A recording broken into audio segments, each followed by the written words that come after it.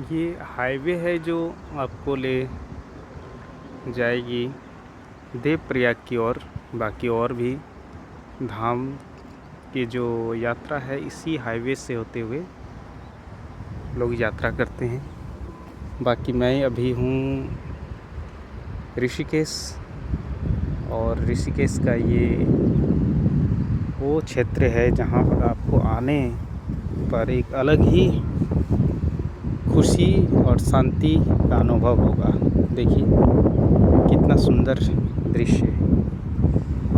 ये सामने पहाड़, उस पार एक सड़क जिसमें गाड़ियाँ चल रही है, और एक दूसरी सड़क जो आपको लक्ष्मण झूला की ओर ले जा रही है ना। इधर किनारे कोई बैठ के अध्ययन कर रहे हैं,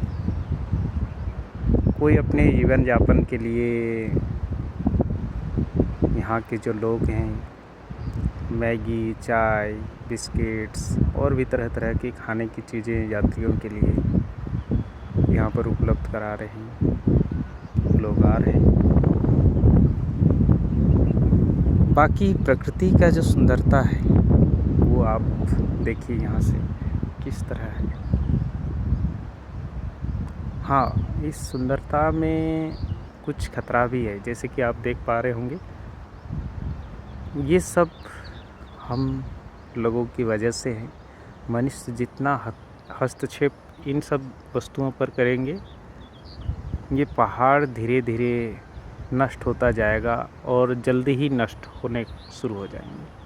क्योंकि इसमें देखिए पहाड़ों का खिसकना, पेड़ पौधों को हम जब जिस तरह से नष्ट करते हैं, सड़क का निर्माण होता है तो उसमें भी पेड़ पौधों का काटा जाता है। उसकी जो भौतिक स्वरूप है उसमें मनुष्य के द्वारा हस्तक्षेप होता है, तो उससे नुकसान होता है प्रकृति में।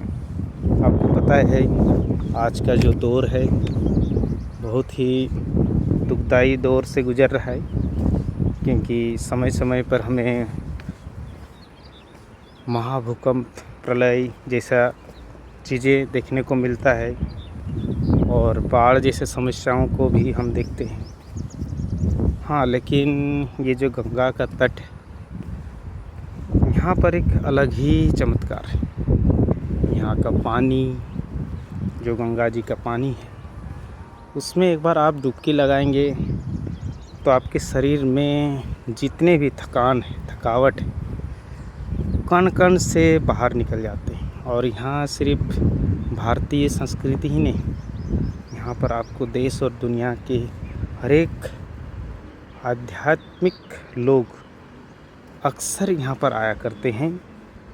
लोग गंगा और गंगा से आसपास में जो भी दृश्य है उसका आनंद उठाते हैं।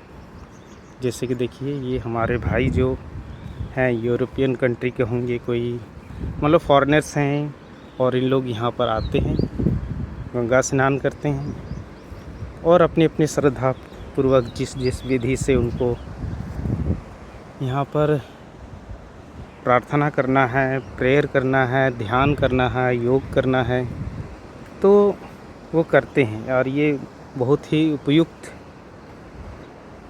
और शांति प्रिय स्थान है, जहाँ पर इस तरह की चीज़ें आपको खींच लाती हैं। देखिए हाथ जोड़ करके प्रणाम करते हुए सूर्य देव को, सूर्य भगवान को, ये सब तो हमारे प्रकृति ही हैं। इन प्रकृतियों को सम्मान देना ये बहुत अच्छी बात है। सम्मान के साथ साथ प्रकृतियों की सुरक्षा, उसकी रक्षा करना, ये सब हमारे धर्म होना चाहिए, ना कि ऐसा कुछ मनुष्य के द्वारा बनाया हुआ मुंह बोला मन गढ़ंत चीज़ें, और उसके प्रति आकर्षित होकर के युवा पीढ़ी या और भी लोग जो थोड़ा कम पढ़े लिखे हैं उनको भ्रमित किया जाता है, तो वो नहीं होना चाहिए। मनुष्य जाति एक प्राणी है इस जीव जगत में, जैसे और भी जीव हैं, बस हमारे में प्रकृति ने एक उपहार दिया है, जो ज्ञान की, समझदारी की, अध्ययन करने की, नई प्रयोग करने की, नई जानकारियों को इकट्ठा करने की, ये हमारे में क्षमता है। तो इस क्षमता का हम लोग कभी कभी दिशाहीन होकर के अपना ही नुकसान करते हैं, अपनी आने वाली पीढ़ियों के लिए नुकसान कर देते हैं। तो ये नहीं होना चाहिए। तो देखिए, प्रकृति का ये कोमल रूप है, और यही प्रकृति कभी प्रलय वाला रूप भी ले लेती है। तो हमें इनके रूप को पहचानना ज़रूरी है। जब ये प्रलय का रूप लेते हैं तो हमें ये सीखना है कि इसके ऊपर हमें किसी भी प्रकार का कोई एक्सपेरिमेंट करना बहुत ही सोच समझ करके, अध्ययन के साथ करना चाहिए, ताकि प्रकृति में कोई इसका दुष्प्रभाव ना पड़े, नुकसान ना हो। ठीक है, यही था आज का मेरा विचार। अगर आप सभी को अच्छा लगा हो तो इसी प्रकार की प्रकृतियों को बचाने के लिए संदेश हमारे भाई बहनों को, माताओं को, हमारे आने वाली पीढ़ियों को देना चाहिए। ये हमारी समझदारी होगा, और अगर हम ऐसा करेंगे तो आने वाला भविष्य भी हमारा अच्छा होगा, और ना हो सके कि कुछ ही सालों में हम अपने आने वाले भविष्य में अंधकार अपने आँखों से देखेंगे और दुखी होंगे। इसके सिवा और क्या हो सकता है। पछताएंगे कि काश हम लोग ऐसा कुछ किए होते, समय रहते, तो आज ये दिन नहीं देखना पड़ता। जैसे कि आप लोग देख रहे हैं यहाँ पर इस प्रकार के जो लैंड एनक्रोचमेंट है, ज़मीन का यहाँ पर जिस तरह से अतिक्रमण होकर के बड़े बड़े महल खड़ा किया गया है, उतना आवश्यक नहीं है, क्योंकि यहाँ एक तरह से इकोनॉमिक एक्टिविटी चल रही है। यहाँ पर क्या हो रहा है, लोग पैसे कमाने के लिए इतना ललायत हैं। एक एक रूम का 8,000 10,000, पता नहीं उससे ज़्यादा भी एक एक दिन का सुनते हैं। तो ये तो बिल्कुल क्या हुआ, ये तो इंडस्ट्रियलाइजेशन हो गया ना। एक तरह से व्यावसायिक चीज़ें इस जगह पर बैठाना, ये ठीक नहीं है। हाँ ठीक है, ऐसे लोग जिनके पास पैसे हैं वो खर्च करते हैं। यहाँ पर तरह तरह के अय्याशी का जो धारणा लेके आते हैं, आपको बहुत सारे जगह मिलेंगे जहाँ पर वो नशा करके, बोतल फोड़ के और तरह तरह की नशीले चीज़ों को सेवन करते हैं। तो ये सब चीज़ें नहीं होना चाहिए।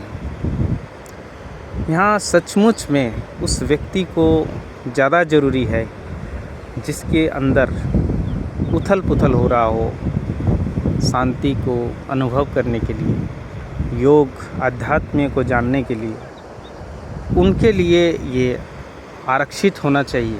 और ऐसे जो लोग अय्याशी करना चाहते हैं, मनोरंजन करना चाहते हैं, उनके लिए ये जगह नहीं होना चाहिए। मेरा जहाँ तक विचार है, और आप सबका भी यही विचार होगा शायद, मुझे लगता है। हाँ, इनमें से कुछ लोग हैं जो सोचेंगे कि ये क्या हो रहा है, क्या बोल रहे हैं।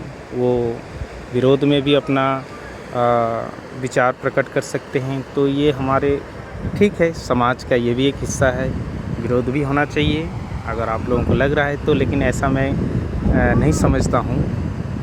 आप अपने भविष्य के लिए ही नुकसान कर रहे हैं। तो जानबूझ करके अगर हम एक घाटे का सौदा करें तो ये हमारी मूर्खता होगा।